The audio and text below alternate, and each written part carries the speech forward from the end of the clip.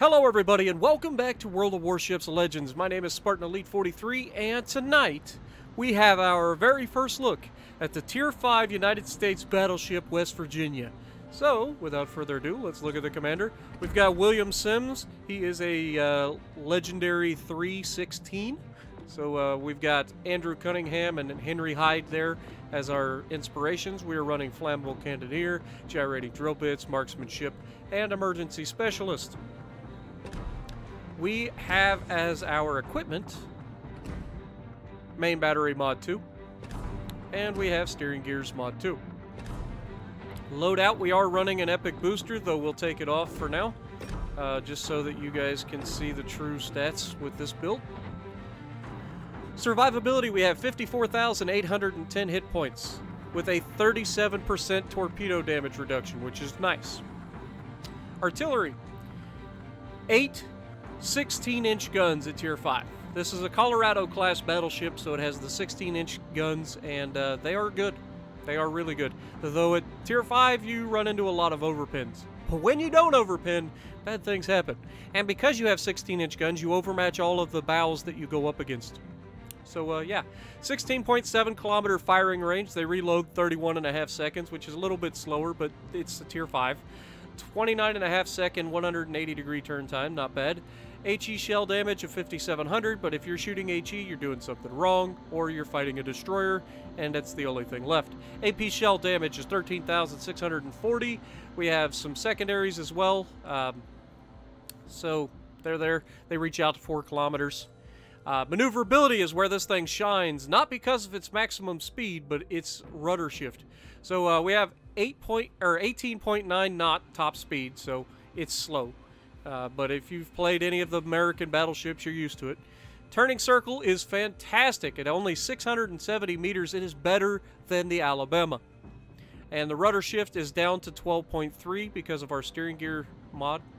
And then, of course, concealment, 13.3, so not bad. 2 kilometer guaranteed, and then detectability while firing in smoke is 13.6 as well.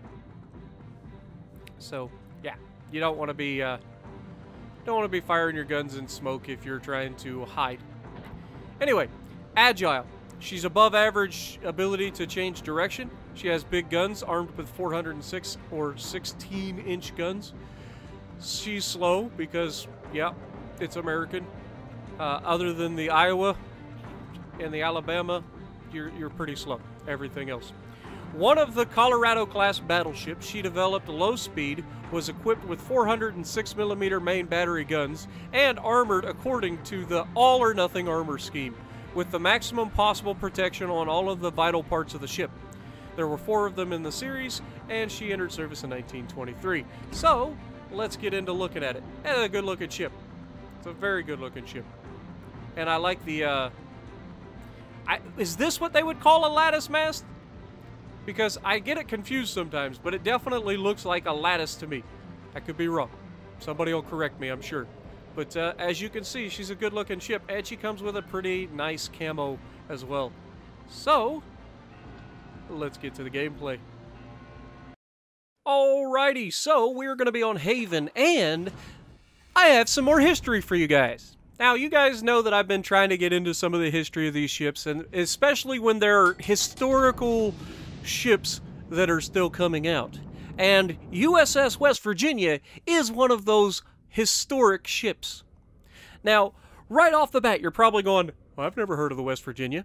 And if that's the case, then you are like me. Now, I knew it was in Pearl Harbor, so I know it was sunk in Pearl Harbor, but like most of the battleships that were sunk in Pearl Harbor, she was zombified. She was raised from the ocean floor, rebuilt, and refitted, and actually went on to lead one of the last battles between battleships in world history.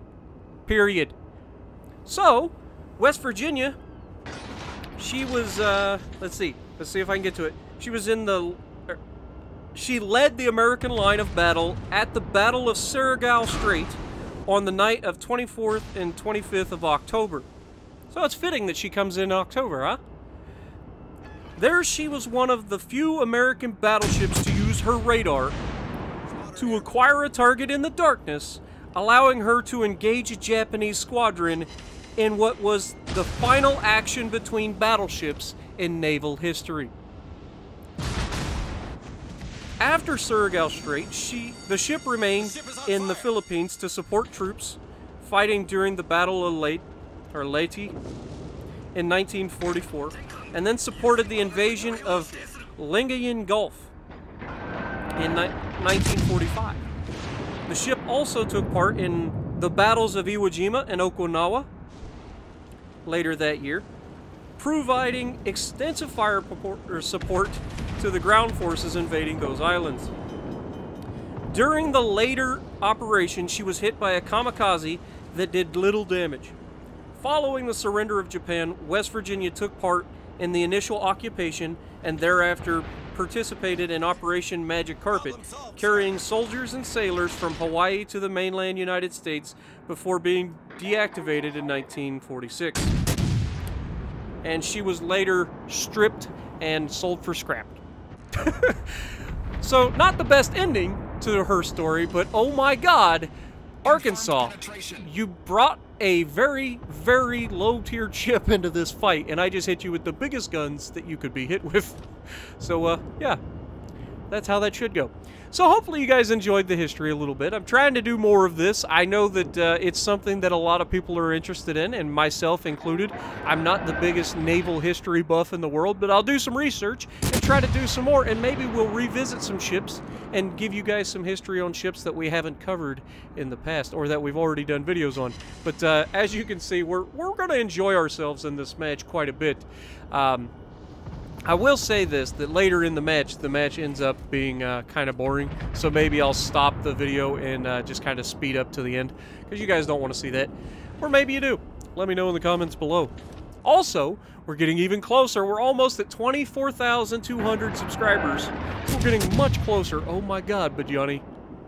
Please don't pay attention. Please don't pay... Okay, he saw it. It's a shame. But we still got a hit on him. Got one hit. My initial thoughts on the West Virginia is, it's a fun ship. I mean, if you like the Colorado, which I do, then you will like this ship. It's a fun ship. The only problem is, because it's a Tier 5, most of the stuff that you're going to shoot at, you're probably going to overpin. But if you don't overpin it, may God have mercy on their soul. As you saw with, oh my god, hello Texas. How are you doing? Let's just go ahead and throw a little bit of 16-inch action his way. What are you doing? This is the battleship that is going to get a little bit frustrating here. So I'm turning into him to force his ship to move rather than mine, so that I can maintain charging the enemy rather than going all the way out to the edge of the map. Also, may have not given him, you know, an option. But it is what it is. I'm not going to go all the way to the outside of the map. I am literally trying. Now, here, Bajani doesn't have any health, so I'm like, I'll fire the front gun at him, and then I'll turn and see if we can't get the rear guns on the other guys.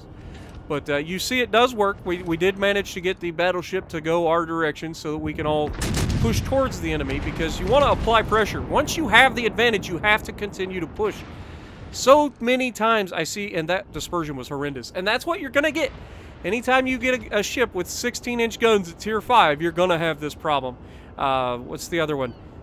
The Tier 5 Japanese, not Fuso, Mutsu. The Mutsu. Same thing.